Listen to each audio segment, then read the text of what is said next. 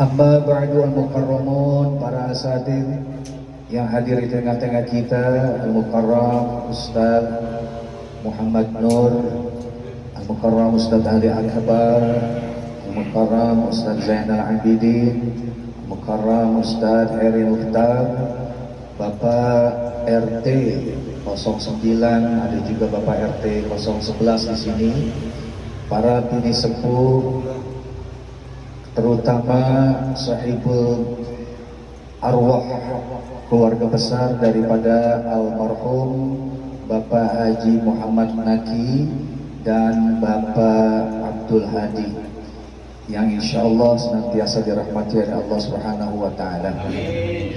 Malam hari ini dengan izin dan rahmat dari Allah, kembali kita dikumpulkan. Kalau nggak salah dulu kita ngumpul sini tahun kemarin, apa acara apa itu Jakarta? Awalnya, oh iya, Bapak Haji Muhammad Naki. Kembali lagi sekarang haulnya daripada Bapak almarhum Bapak Abdul Hadi bin Sumar yang telah berpulang selama 2 tahun, haul yang kedua beliau ini. Bertepatan juga bahwa malam ini dengan rahmat dan izin Allah kita masih dipertemukan, masih dalam keadaan sehat walafiat. Mudah-mudahan Allah panjangkan umur kita dalam taat beribadah kepada Allah, sehat jasmani disehatkan oleh Allah, sehingga sampai kita nanti di bulan Ramadan yang akan datang. Hadirin wal hadirat jamaah haul rahimakumullah.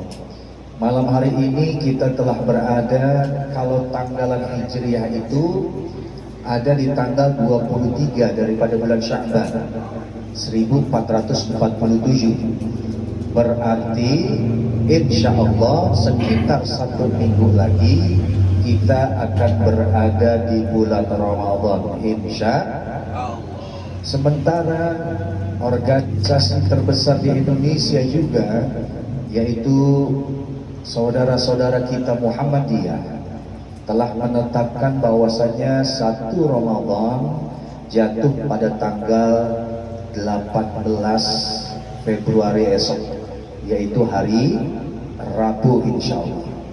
Kalau kita akan mengikuti bagaimana nanti Ru'yatul Hilal, sidang isbat, ketika ada pengumuman, mulailah kita berpuasa. Mudah-mudahan Allah panjangkan usia kita, sehat afiat jasmani kita. Mudah-mudahan ini Ramadan yang terindah buat kita, amin ya rabbal alamin. Hadirin wal hadirat, bahwa yang namanya haul ini adalah merupakan peringatan tradisi, bukan syariat. Saya kemarin melihat di grup tokoh masyarakat, itu ada orang sini, Al-Mukarram Syekh Ali Akbar. Beliau menginput tradisi nisfu Sya'ban. Gede banget katanya, tradisi. Apa itu tradisi? Tradisi itu artinya kebiasaan yang telah dilakukan oleh orang-orang terdahulu.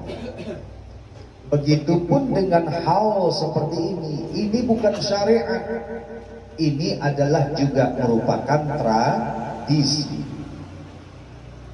Nah, tradisi di Indonesia ada yang tradisi berdasarkan syariat, ada yang tradisi di luar daripada syariat.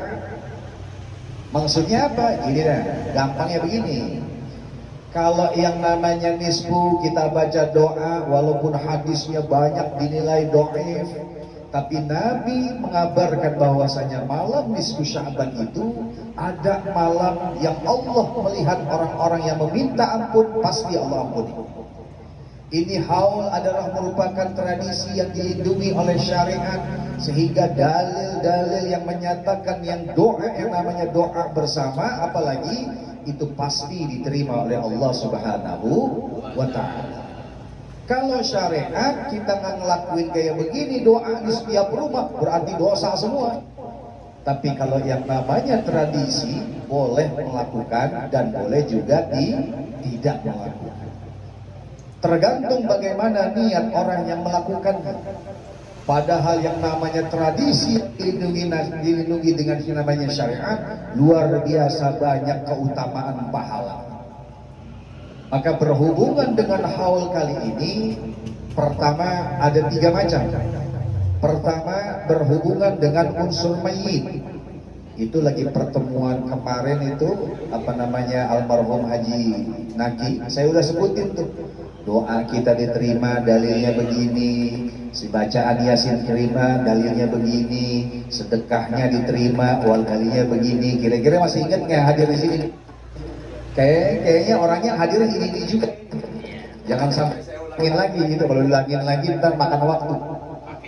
Paketan, udah kemarin tuh kita udah terangin, alhamdulillah ada paham. Saya juga sering menyampaikan di mana-mana kayak begitu dalilnya, biar orang yang tidak membuat tahlil, orang yang tidak maulid, orang yang tidak suka baca Yasin di kubur, mereka paham.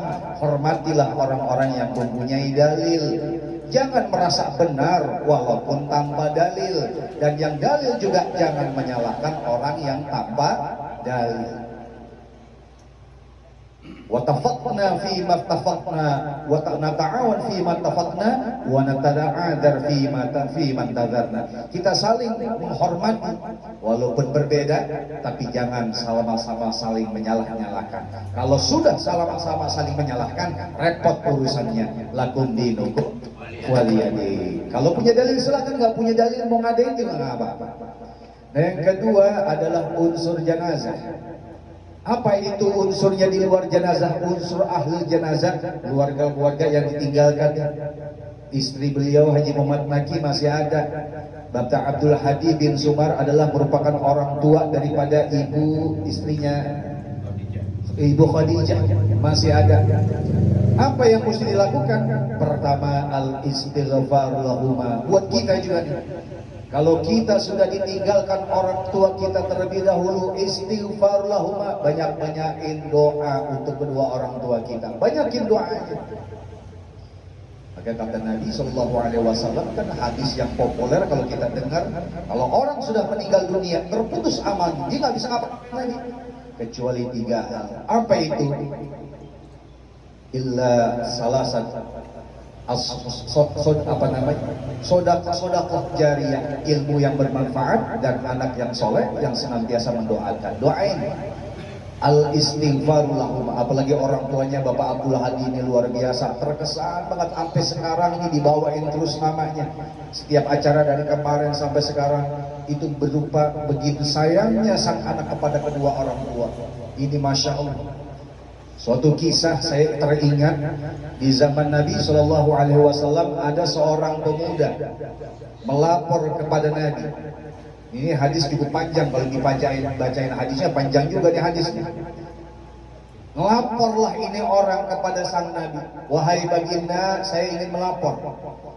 Apa kata Nabi? Wahai pemuda, apa yang ingin kau laporkan? Begini wahai Rasul, saya punya orang tua, bapak nih. Kalau ke rumah saya senantiasa mengambil barang-barang milik saya, apalagi uang saya. Sekali, 2 kali hilang, bingung saya. Saya mau marahin orang tua, saya mau pukul orang tua. Akhirnya saya mengadukan hal ini kepadamu wahai Rasul. Nabi pun berkata kepada orang tersebut, wahai pemuda, bawakanlah orang tuamu menghadap dulu sini. Pulanglah nih anak muda ini, seorang pemuda ini tersebut ingin nyamperin bapaknya, mau dibawa kemana? Mau dibawa menghadap Nabi.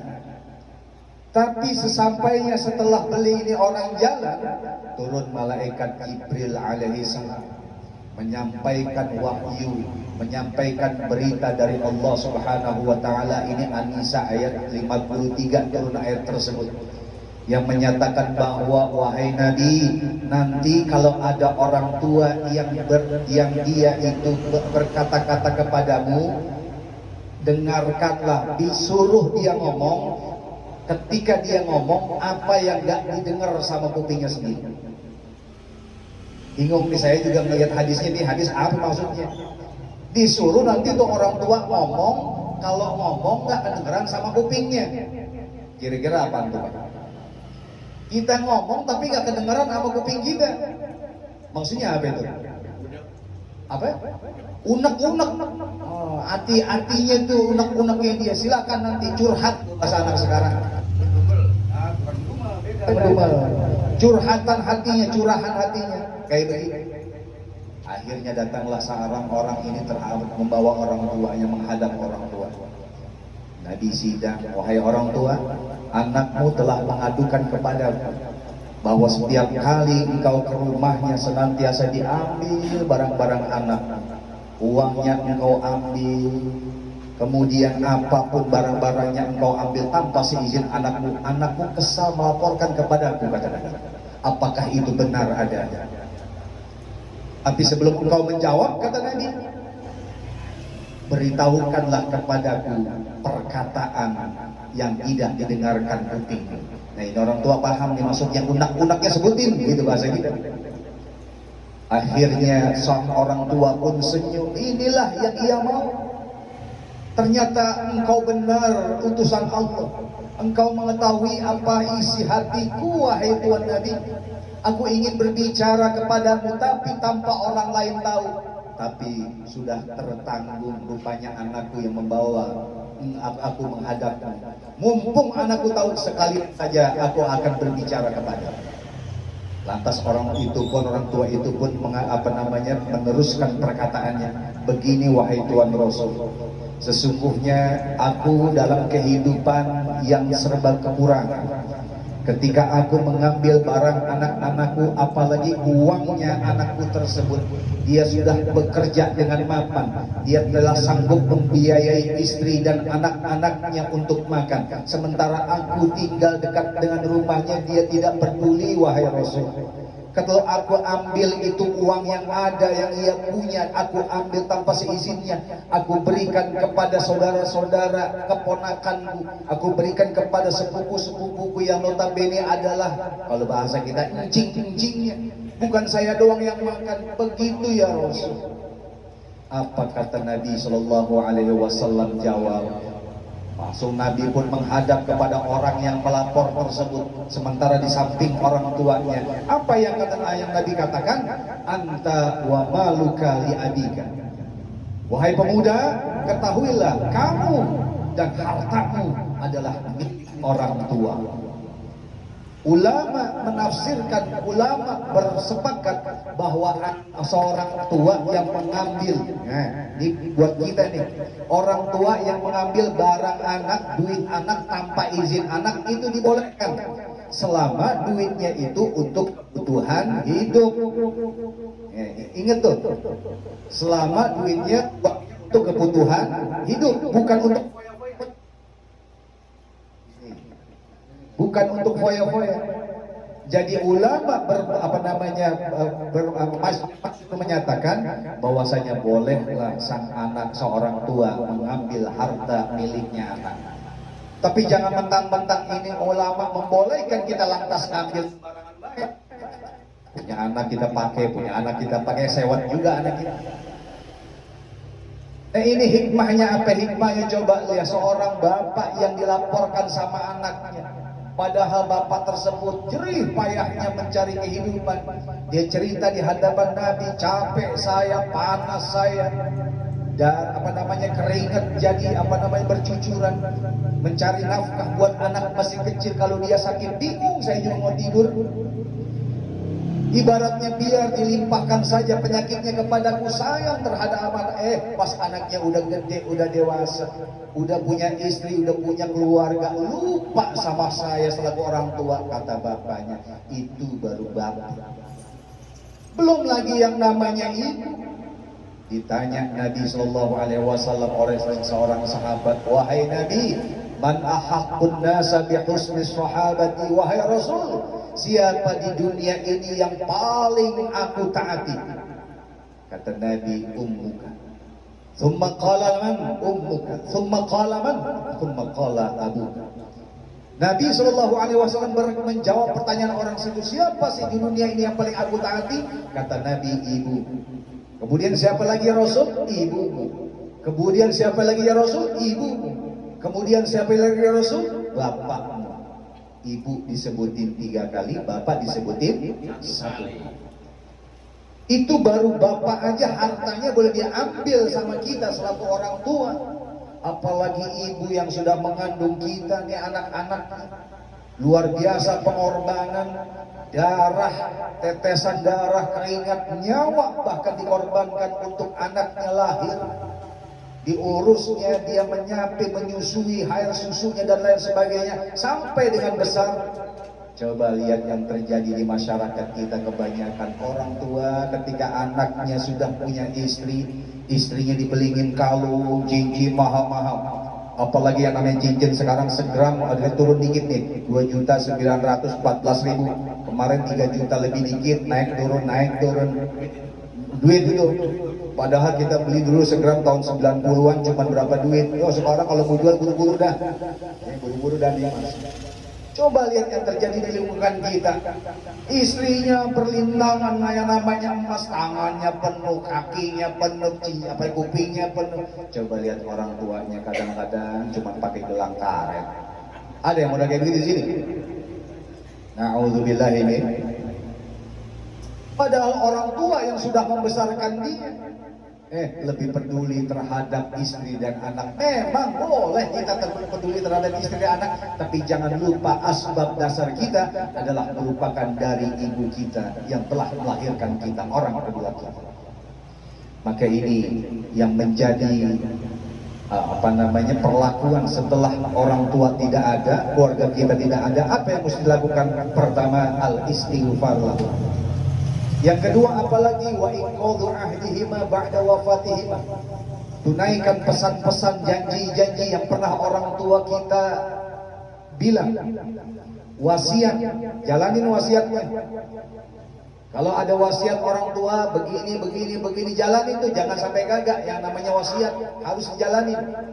Kalau enggak ada karma nanti. Wa ikramu sadiqihima, kalau orang tua kita nggak ada, muliain dia pernah bergaul dengan sahabatnya, jalanin terus, jangan sampai putus. Kalau bahasa kita yang namanya obor mah jangan sampai mati. Repot mah kalau obor mati. Kadang-kadang ketemu di jalan, lu anak siapa? Anak almarhum ini. Ya Allah, anak almarhum dulu tuh temen gua dulu tuh. Karena nggak disambung. Maka ketika orang tua sudah tidak ada, kewajiban kita sebagai anak yang masih ada, jalani itu. Sambung silaturahmi kepada orang tua walaupun mereka tidak ada. Untuk keluarga. Yang ketiga, yang pertama kemarin, yang kedua tadi, yang ketiga yang sekarang ini adalah merupakan ibrah untuk kita yang masih hidup. Ibrah pelajaran bahwa sekarang Bapak Abdul Hadi di haulnya yang kedua, kita ngumpul datang baca-baca bareng-bareng, baca Yasin, bareng-bareng tahlil, bareng-bareng doa. Nanti suatu saat pun kita pun akan seperti itu adanya. Kalau kita di masjid membayangin jenazah pun begitu, kita akan disembayangin nanti pada suatu waktunya. Tinggal menunggu waktu. Maka pesan Nabi Shallallahu Alaihi Wasallam, pernah malaikat Jibril datang menghadap Nabi Shallallahu Alaihi Wasallam, langsung ia pun malaikat berpesan kepada Nabi.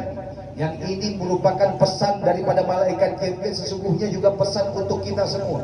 Apa pesan malaikat Jibril? 3 hal. Nah, malaikat Jibril bilang kepada Nabi Muhammad, ya Muhammad, ish ma syi'ta fa innaka mayyitun. Wahai Muhammad, di dunia ini hiduplah dengan sesuka hatimu. Tapi ingat, kata malaikat Jibril, engkau akan mati sewaktu-waktu.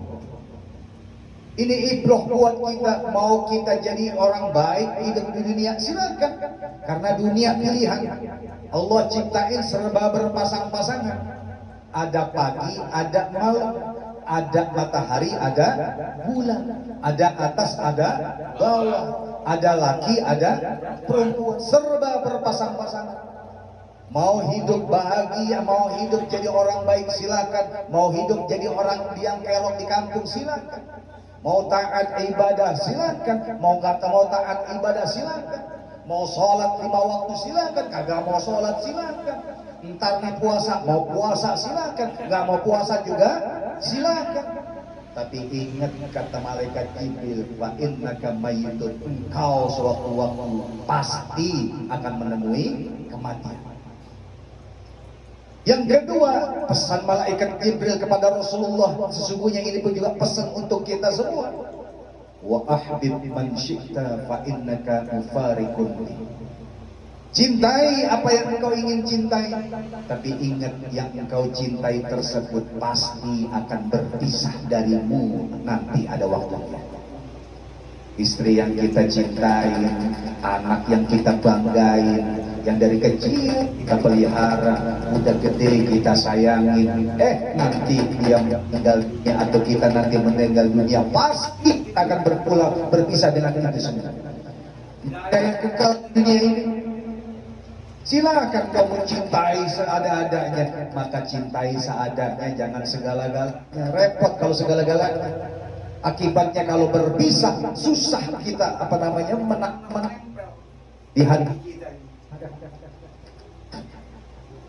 Maka cintailah seadanya, jangan segala-galanya. Kalau segala-galanya, maka cinta yang boleh segala-galanya kepada siapa? Kepada Allah dan Rasulnya. Itulah cinta yang boleh. Isma syi'ta, kata malaikat Jibril, fa innaka mayyitun. Tadi hiduplah sesukamu, tapi kamu akan mati nanti, ingat. Yang kedua, wa ahbib man syi'ta, cintai orang-orang di sekelilingmu, tapi ingat nanti sewaktu orang yang engkau cintai akan berpisah. Anak akan berpisah dari orang tua akan berpisah dari anak, suami akan berpisah dari istri berpisah dari suami, begitu seterusnya. Inilah sunnatullah, keadaan dunia pasti begitu berupa adanya. Wa'mal ma syi'ta, yang ketiga, silakan perbuat apa yang ingin kau perbuat, fa innaka majziyun bi. Dua hal tuh. Mau hidup jadi orang baik silakan, mau cintai siapa aja silakan, tapi ingat suatu saat nanti di akhirat kamu akan dimintakan pertanggungjawabannya. Maka yang kedua tadi, ketika kita mencintai seadanya saja, ini konsep innalillahi wa inna ilaihi raji'un. Kami datang dari Allah dan kami kembali juga kepada Allah. Coba lihat ketika dilahirkan. Bro, kita lahir ke dunia ini kagak bawa bini. Lahir kita di dunia ini kagak bawa anak. Lahir kita di dunia ini kagak bawa rumah. Beranak kita dari rahim ibu kita kagak bawa duit. Ketika kita kembali kepada Allah, anak kita lepaskan, istri akan berpisah, rumah akan kita tinggalkan, semua yang kita tinggalkan, seperti bayi lagi kita yang lahir ke dunia tanpa membawa apa-apa kecuali amal ibadah dan amal soleh yang akan kita bawa. Maka mumpung masih berada di dunia ini, perbanyak amal ibadah dan amal soleh. Amal ibadah dan amal soleh artinya apa? Amal ibadah, amal soleh bukan cuma doang, bukan cuma puasa doang, tapi juga amal soleh, perbuatan baik seperti sedekah yang saat ini digelar oleh keluarga yang namanya Shahibul Haul. Seperti kita berbuat baik kepada orang lain, menolong orang lain, kita bekerja untuk anak dan istri kita supaya enak-enak untuk beribadah, mencapai dunia. Silahkan capailah dunia, tapi jangan mencapainya kita penuh semangat sementara melupakan akhirat. Silahkan perbuat apa-apa, tapi ingat suatu saat akan kita dimintakan. Semua akan dimintakan pertanggungjawaban, jabatan kita akan diminta pertanggungjawaban. Kalau kita jenderal di sini akan diminta pertanggungjawaban. Jenderal apa jabatan yang kau telah lakukan terhadap agama? Jangan kata jenderal, hansip aja keamanan bakal dimintain pertanggungjawabannya. Aman nggak wilayah Poncol? Hati-hati nih keamanan. Saya lihat di depan ada keamanan pos. Aman nggak nih Poncol? Kalau ada motor hilang, ya jangan nyalain CCTV doang. Keamanan tanggung jawab itu. Semua apa yang kita peroleh berupa pendidikan, ilmu, harta, jabatan, semua pasti ada pertanggungjawabannya di hadapan Allah Subhanahu wa Ta'ala. Jabatan akan ditanya, ilmu akan ditanya, harta dua yang ditanya, min aina tasabu wa fima anfaqahu. Bedanya harta ini ditanya dua hal. Dari mana engkau akan dapatkan itu harta dan kemana engkau belanjakan. Inilah dua namanya harta. Beda dengan lain. Maka berat yang namanya harta. Maka kalau dia tidak disedekahkan akan jadi penyakit buat kita, bukan saja dunia tapi juga akhirat. Maka saudara, Nabi juga kembali berpesan terakhir. Kata Nabi SAW kepada Abu Musa Abi Zar Al-Ghifari, "Jaddidis safinah fa innal bahra amin." Wahai Abi Zar, sesungguhnya ini juga pesan untuk kita. Perbaharuilah kapalmu, sesungguhnya yang namanya lautan itu sangatlah jauh, sangatlah dalam. Artinya apa? Jaddidis safinah itu perbarui iman kita. Yang namanya iman yazid wa yanqus, kadang naik, kadang turun. Kalau lagi naik, alhamdulillah enak kayak malaikat, orang lihat orang benar kita. Tapi kalau lagi turun, waduh, habis buruk-buruknya makhluk. Namanya iman yazid wa yanqus. Jaddidis safinah fa innal bahra amik. Wa khuziz zada kamilan fa innal bahru amin. Dan ambillah bekal yang banyak, sesungguhnya mengarungi samudra di tengah lautan perlu bekal supaya nggak kelaparan, supaya nggak kehausan. Maka ini pesan yang Nabi berikan kepada Abi Zar untuk beliau, tapi sesungguhnya juga pesan untuk kita semua. Mari kita sama-sama doakan, mudah-mudahan apa yang menjadi niatan daripada Sahibul Haul, Ibu Hajah Khadijah, Siti Khadijah, diterima oleh Allah Subhanahu wa Ta'ala. Yang dimana tadi kita mendoakan khusus daripada Haji Muhammad almarhum Haji Muhammad Naki bin Afkar dan juga Akram, dan juga Bapak Abdul Hadi bin Sumar beserta kakek dan saudara-saudaranya. Dan juga tadi Ustaz Muhammad Nur menyebutkan waliman lahu haqqun alaina, dan keluarga-keluarga kita semua.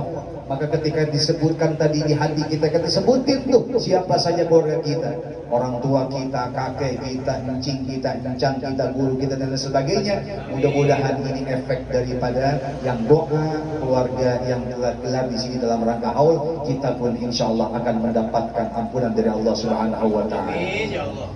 Mudah-mudahan apa yang menjadi niatan daripada sahibul haul diterima oleh Allah Subhanahu wa Ta'ala. Bitilkan niyah wa ila hadratin Nabi Mustafa Muhammad Rasulullah sallallahu alaihi wasallam. Al-Fatihah. A'udzu billahi minasyaitonir rajim. Bismillahirrahmanirrahim. Alhamdulillahi rabbil alamin. Arrahmanir rahim. Maliki yaumiddin. Iyyaka na'budu wa iyyaka nasta'in. Ihdinas siratal mustaqim. Shiratal ladzina an'amta 'alaihim ghairil maghdubi 'alaihim. Amin. Qabul.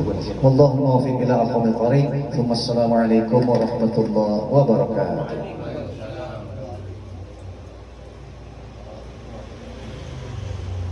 Waalaikumsalam warahmatullahi wabarakatuh. Baik, kami ucapkan banyak-banyak terima kasih kepada guru kita Al-Mukarram yang telah memberikan tausiah maudhu hasanah. Mudah-mudahan apa yang beliau sampaikan, beliau utarakan tentunya bermanfaat buat kita semua, khususnya Sohibul Hajat, keluarga besar Ibu Hajah Khadijah. Mudah-mudahan kita semua tetap dalam keadaan iman Islam kita, dan kita memohon juga kita bertanya kepada bapak-bapak sekalian, mampukah? Mari kita doakan guru kita ini pada Ustaz Al-Mukarram Ahmad Firdaus, mudah-mudahan diberikan kesehatan, kekuatan, keimanan, sehingga memberikan wawasan atau tausiah kepada kita semua, sehingga kita bisa menjalankan aktivitas sehari-hari. Baik, untuk doa penutup insya Allah akan dipimpin Ustadz Zainal Abidin. Kepadanya aku persilakan. Baik Bapak-Bapak hadirin sekalian, hari ini yang tadi sudah disebutkan oleh penceramah kita bahwa tinggal 1 minggu lagi kita insya Allah akan memasuki bulan puasa Ramadan. Mudah-mudahan kita yang hadir semua ini kita selalu memohon diberi kesehatan lahir dan batin, kekuatan lahir dan batin, agar kita bisa melaksanakan ibadah puasa tahun ini dengan sebaik-baiknya. Karena selaku umat Islam sangat sukacita datangnya bulan suci Ramadan. Oleh karena itu mudah-mudahan semua yang hadir di sini diberi kesehatan lahir dan batin, dilancarkan segala urusannya, dan kita bisa bertemu di bulan suci Ramadan yang mulia dan penuh berkah ini. Al-Fatihah. Bismillahirrahmanirrahim. Alhamdulillahirabbil alamin. Arrahmanir rahim. Maliki yaumiddin. Iyyaka na'budu wa iyyaka nasta'in. Ihdinas siratal mustaqim. Shiratal ladzina an'amta 'alaihim ghairil maghdubi 'alaihim waladdallin. Ya Arhamar Rahimin, Ya Arhamar Rahimin, Ya Arhamar Rahimin. Allahumma hdina bihuda waj'alna mimman yushari'u fi ridha walina waliyan siwa wa la taj'alna mimman khalaqa 'asra hasbunallahu wa ni'mal wakil, ni'mal maula wa ni'mal nasir. Allahumma bihaqqil Fatiha wa bisyirril Fatiha wa bikaramatil Fatiha wa bimu'jizatil Fatiha wa bibarakatil Fatiha iftah lana babal khair waj'alna من أهل الخير يا فارج الهم يا كاشف الغم يا من يعفي واغفر ويرحم بفضلك دعواهم بها سبحانك اللهم وتحية بها السلام وآخر دعواهم أن الحمد لله رب العالمين. تقبل الله يا كريم. Baik, selesai sudah seluruh rangkaian acara pada malam hari ini. Kami selaku pembicara, selaku mewakili sahibul hajat, Ibu Haja, mengucapkan banyak-banyak terima kasih atas kehadiran di sini. Mudah-mudahan tentunya kita menambahkan silaturahmi dengan baik. Maka akhirul kalam, billahi taufiq wal salam. Wassalamualaikum warahmatullahi wabarakatuh.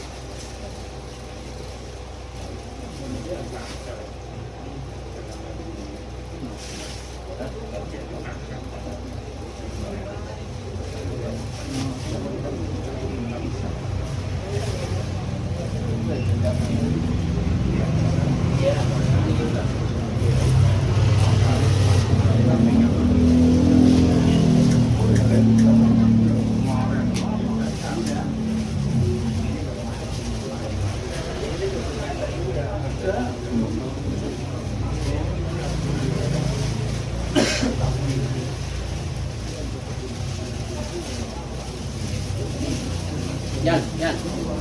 Berna, berapa? Maaf ya.